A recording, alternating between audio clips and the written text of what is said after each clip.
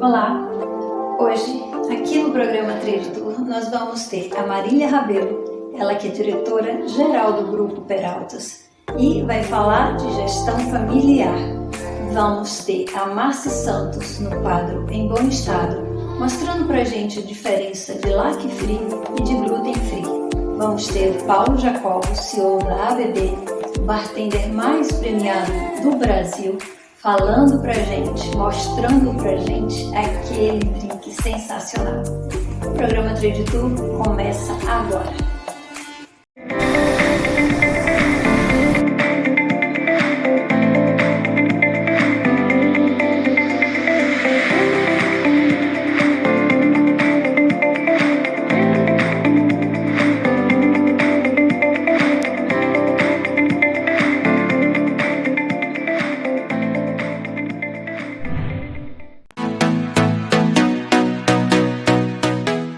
Estamos aqui hoje no Grupo Peraltas com Marília Rabelo para falarmos a respeito de gestão familiar e nada melhor do que falar com ela, que é gerente geral e vai falar melhor sobre toda essa história de como começou. Tudo bem, Marília? Tudo bem, Cássia, é um prazer estar aqui com vocês.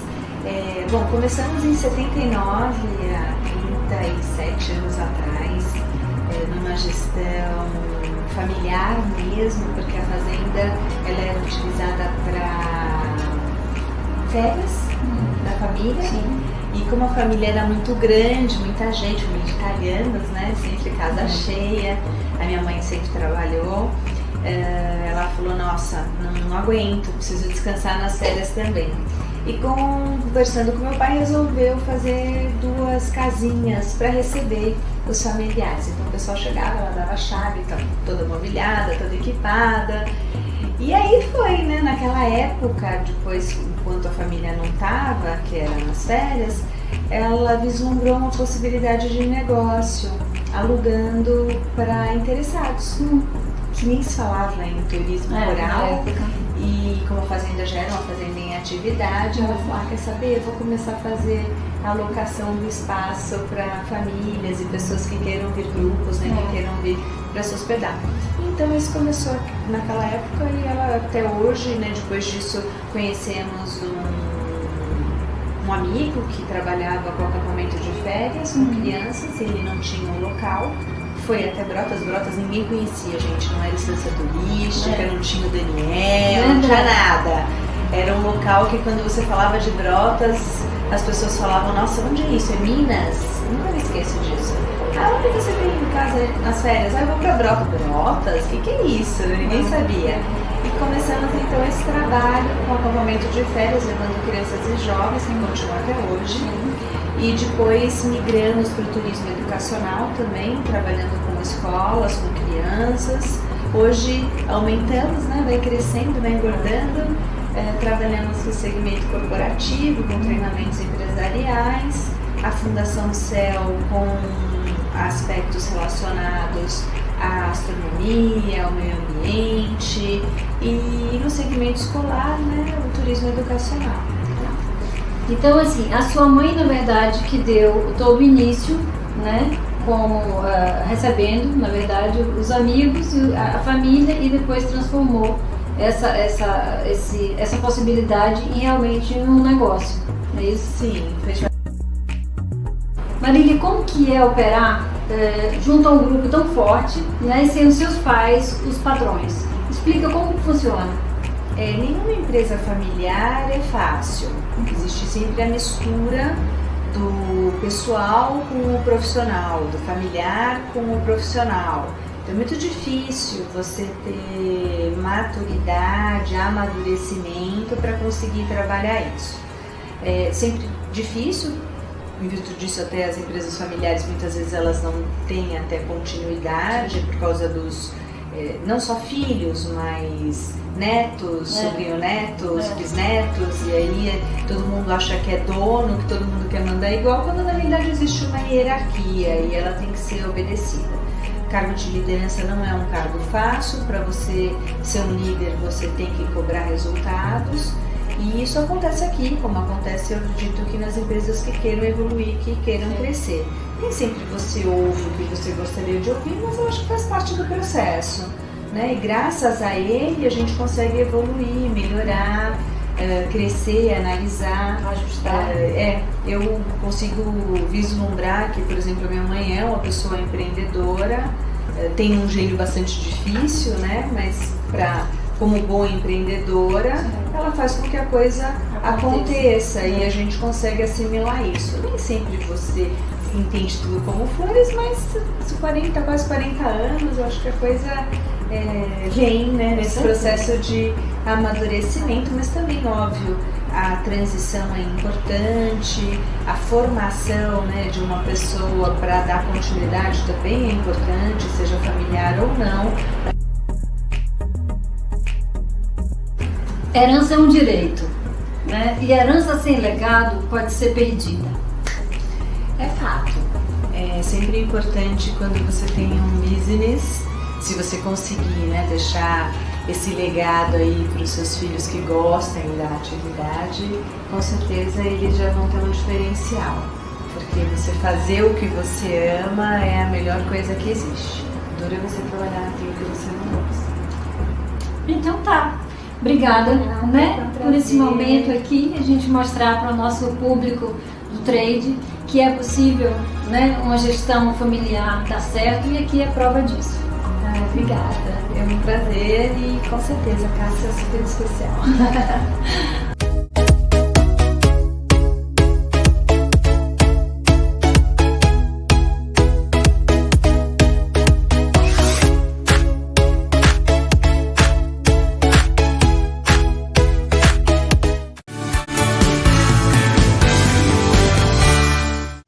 Oi, Márcia, tudo bem? Muito obrigada, viu, pela sua vinda aqui mais uma vez. Explica pra gente qual que é a diferença de alimentos lac-free e gluten-free.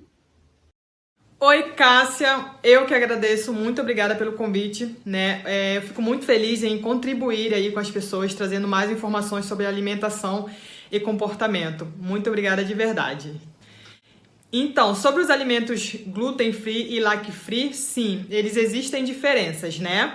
São basicamente duas diferenças. Por exemplo, o lac-free, ele é reduzido em lactose. Lactose é um carboidrato naturalmente presente nos alimentos de origem de laticínios, né?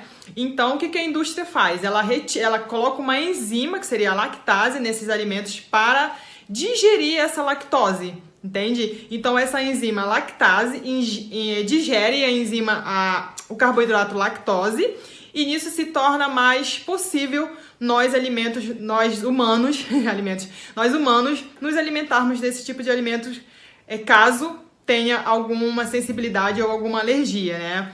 Mas existe restrição para o lac-free ou o gluten-free? Qualquer pessoa pode se alimentar com esses alimentos? Sim, Cássia. Qualquer pessoa pode consumir esses alimentos. Porém, eles são indicados mais para pessoas que têm realmente a sensibilidade ou alergia a esse tipo da proteína ou esse tipo de carboidrato, né? Não é indicado para as pessoas que estão em dieta, por exemplo, que querem emagrecer e comprarem só alimentos lac-free ou gluten-free. Porque uma vez que você induz o seu organismo a não produzir esse carboidrato e essa proteína, se futuramente você vier a consumir esses alimentos, né, esporadicamente, você vai passar mal, porque o seu organismo não está preparado para consumir, né, para digerir esses alimentos. Então, se você de fato não tem problemas quanto a isso, não é indicado você fazer uso desse tipo de alimento. Agora, as pessoas que realmente têm problemas, né, são alérgicos ao glúten e à lactose, realmente o indicado é consumir esses alimentos, porque elas de fato, o corpo delas já não produzem, né, a lactase com sua eficiência, e também o glúten não tem uma boa digestão nesse organismo. Então, mas fora isso, qualquer pessoa pode consumir. A minha orientação seria, se você não tem esses dois problemas, se você não é celíaco ou intolerante à lactose, não consumir isso como o normal do seu dia a dia, né? Porque eventualmente você pode ter problemas, tá bom? É sempre muito bom tê-la aqui. Muito obrigada pela sua participação de hoje. Imagina, Cássia, eu que agradeço novamente de estar aqui, foi um prazer. São informações aqui básicas, mas eu acredito que vai agregar a vida de muitas pessoas que têm dúvidas sobre esse assunto, né? Muito obrigada realmente por essa oportunidade. Espero que a gente se encontre logo, logo.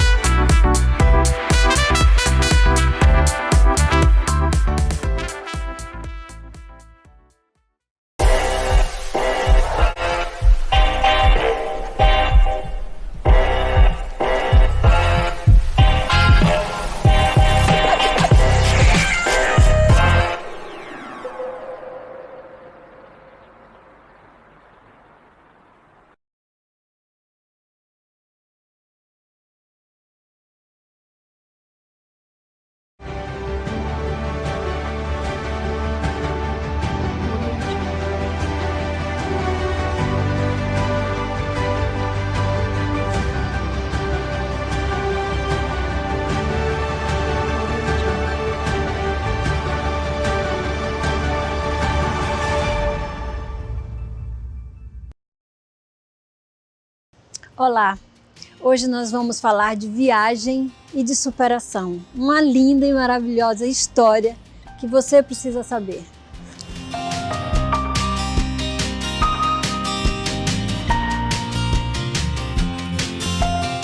Melina, muito obrigada por você ter vindo aqui no Trade Tour hoje. Obrigada pelo convite. Para falar um pouco da sua história e também do blog, né? Quatro Patas pelo Mundo. Melina, diz uma coisa, com que idade você perdeu a visão? O meu processo de perda começou aos 14 anos, que eu descobri que eu tenho uma degeneração na retina, distrofia de cones e bastonetes. E é uma doença progressiva, então eu fui perdendo a visão aos poucos. E quando eu tinha 27 anos foi quando ela realmente se agravou e eu precisei começar a usar bengala, realmente precisei aceitar a deficiência visual. Então foi um processo gradativo. Você e hoje eu tô com assim, 35 anos. Isso que eu ia te perguntar. Mas nem parece ter 18. Obrigada. Como foi se adaptar a essa nova fase na sua vida? Não foi fácil. Imagina.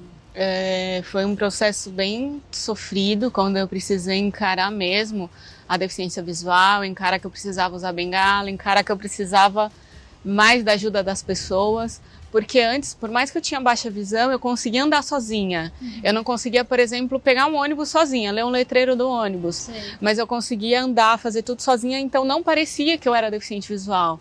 E a partir dos 27 anos que eu precisei da bengala, que eu precisei mostrar para todo mundo que eu era deficiente visual, foi muito difícil organizar tudo na minha cabeça, assim. Eu precisei superar meu próprio preconceito, porque eu tinha vergonha de usar bengala, né? Eu tinha vergonha que as pessoas que me conheceram enxergando, sim, que elas me vissem com uma bengala.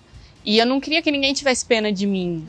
Eu acho que talvez foi uma das maiores preocupações, assim, é que as pessoas tivessem pena e que as pessoas começassem a me olhar de uma forma diferente por causa disso. Sim. Além da gente pensar que a gente vai ter muito mais dificuldade para fazer as coisas, que as coisas não vão ser mais como antes. Então foi todo um processo, eu precisei fazer terapia, foi muita coisa para organizar tudo na minha cabeça e aceitar e lidar bem e começar meu relacionamento com a bengala, né, que nem eu falo. E depois que a gente passa por isso, depois que a gente aceita, é tudo muito mais fácil que a gente pensa, por que eu não fiz isso antes, né? Facilita bastante as coisas. Com certeza. Você diz que a Hilary, essa linda, chegou na sua vida para ser seus olhos, para mostrar o mundo de um outro jeito. Como que é isso? Me explica. A Hilary chegou para mim em 2014, né? O meu processo de aceitação da perda severa da visão começou aí no finalzinho de 2010.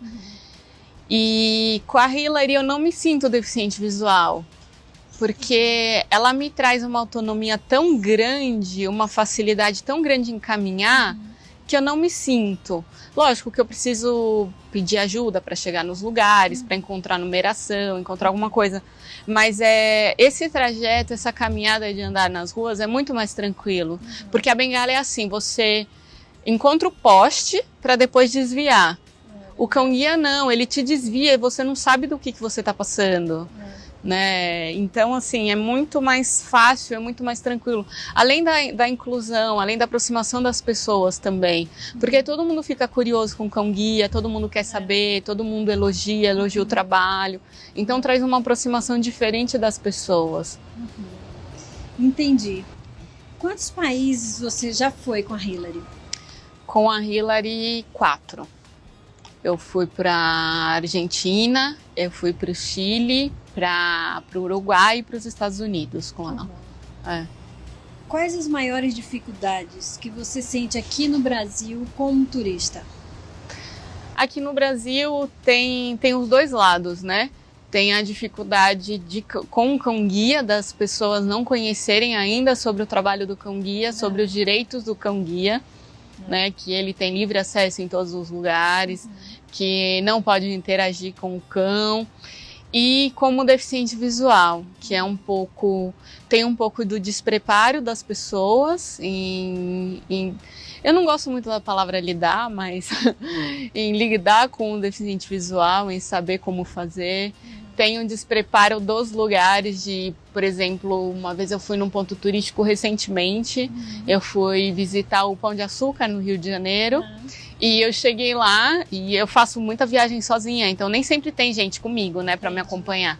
E aí eu preciso de um suporte, de um funcionário, de alguém ali do ponto turístico para me ajudar. Sim. E chegando lá eu falei, bom, eu tô sozinha, tinha até uma amiga comigo, mas ela não ia subir comigo, ela tinha que ir embora.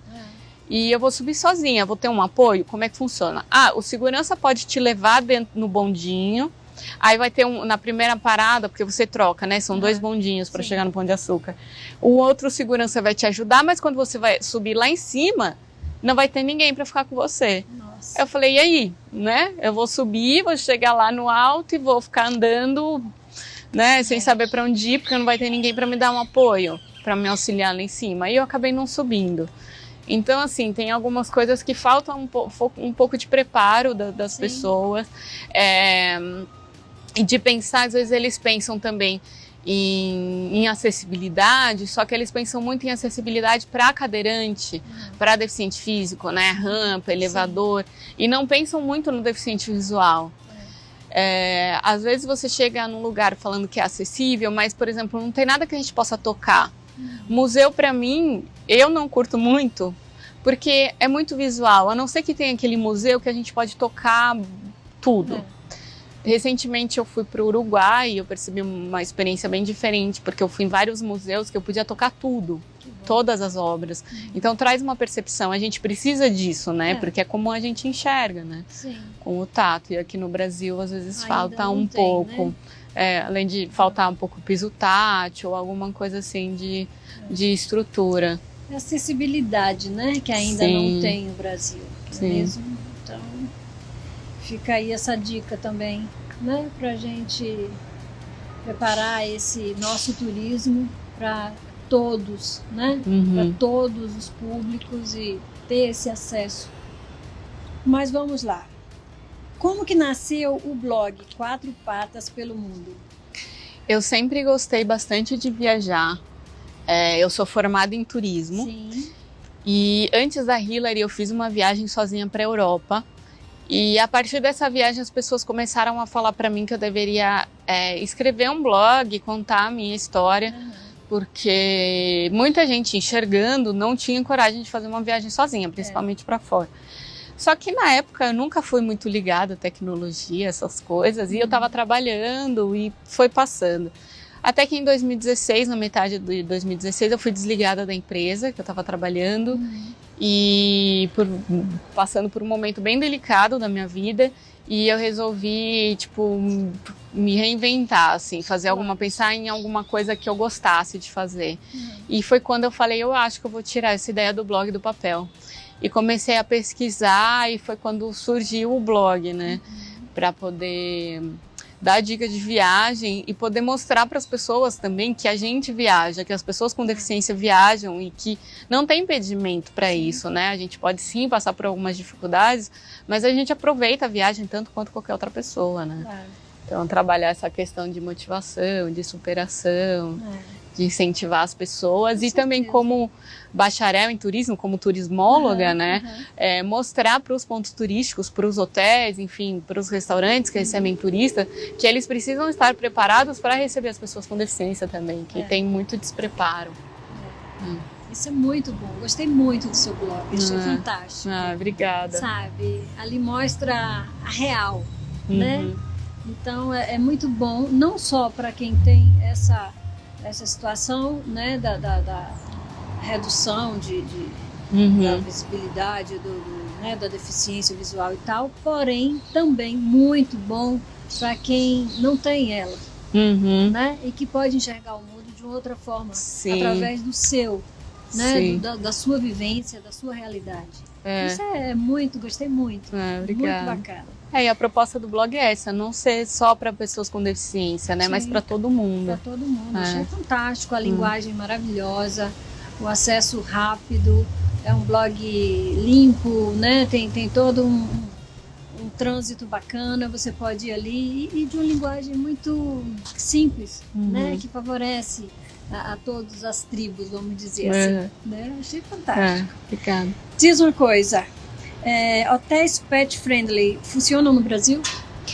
Como a Hillary é um guia, eu não preciso obrigatoriamente procurar um hotel pet friendly, que ela é aceita em todos os lugares. Entendi. Mas devido também à procura por causa do blog, muita gente começou a me pedir sugestão de pet friendly. Eu comecei esse ano, eu fui no primeiro hotel pet friendly, e então eu não tenho muita experiência com o hotel pet friendly para dizer, mas em alguns lugares tem um pouco de restrição de tamanho do cão, né? Eu passei por isso.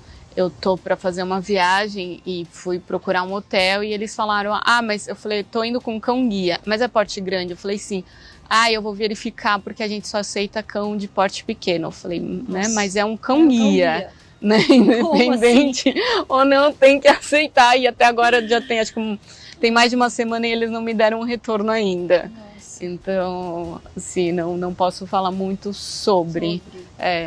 Mas às vezes tem restrição de restaurante. Um que eu fiquei, quando eu fui entrar no restaurante, eles falaram que não poderia entrar no restaurante. Mas eu falei, não, é o cão guia, mas cachorro não pode no restaurante. Cão guia, ela pode. Então, a gente entrou. A desinformação ainda. Sim, né? ainda. Terrível. Mas aos poucos a gente vai repassando a informação. Para finalizar, Melina, diz para mim o seguinte: Eu li no seu blog uma frase e eu gostaria que você me falasse um pouco mais. Não para mim, mas também para todo mundo que está nos assistindo agora. Aceite-se como é e seja mais feliz. Como que você escreveu essa frase, como que você vive ela? Isso foi muito no processo que eu passei, no processo de aceitação, da dificuldade que eu tive de me aceitar. E a gente se aceitando, a gente consegue encarar a vida de uma melhor forma, porque a gente não perde tempo se preocupando em esconder alguma coisa, né? Que a gente é assim, né? Foi uma coisa que eu botei na minha cabeça todo o processo, eu falei, eu sou assim, não vou mudar. Eu não enxergo, não tem tratamento. Então, eu preciso aceitar do jeito que eu sou. Eu preciso encarar que, né, por algum motivo eu fiquei deficiente visual. E eu acho que hoje eu enxergo as coisas de uma outra forma, né? E eu acho que é tudo muito mais fácil. Que a gente consegue aproveitar melhor as coisas, aproveitar melhor a vida quando a gente se aceita, né? Com certeza. E as outras pessoas também. A gente nunca vai agradar todo mundo. Sim. Então, a gente vai ter sempre aquelas pessoas que vão torcer o nariz pra gente e aquelas pessoas que vão adorar a gente. Sendo perfeito ou não. Com certeza. E não tem ninguém perfeito também, né? Lógico. E nem Jesus conseguiu agradar todo mundo. Sim, pois né? Que dirá eu, uma reles mortal. Então, muitíssimo obrigada por você ter vindo. Obrigada, nosso bate-papo. Sou sua fã. Obrigada. Sabe? Gosto muito da sua força, da sua superação. Ensina muito, né? Isso você é um exemplo vivo de que é possível se reinventar, né? E viver uma vida de uma outra forma e de um outro olhar, vamos dizer assim. Né? Sim. Muitíssimo obrigada por você ter Obrigada vindo. Eu, Cássia. Tô aqui Vida na sua passar torcida muito rápido, sempre. a gente tem que aproveitar. Com certeza. Obrigada. E não vale a pena ficar olhando coisas bobas que não valem a pena. Com certeza. Sou sua fã e dessa pequena também, que já tá aqui no soninho gostoso. Obrigada, querida. Obrigada a você pelo convite. Vai ser sempre, voltar aqui sempre, tá bom? Sim, pode deixar. Então, Posso estamos sim. acompanhando, tá? Obrigada. Espero que você tenha gostado do nosso bate-papo aqui com essa querida, né? E com essa fofa aqui que tá no soninho gostoso.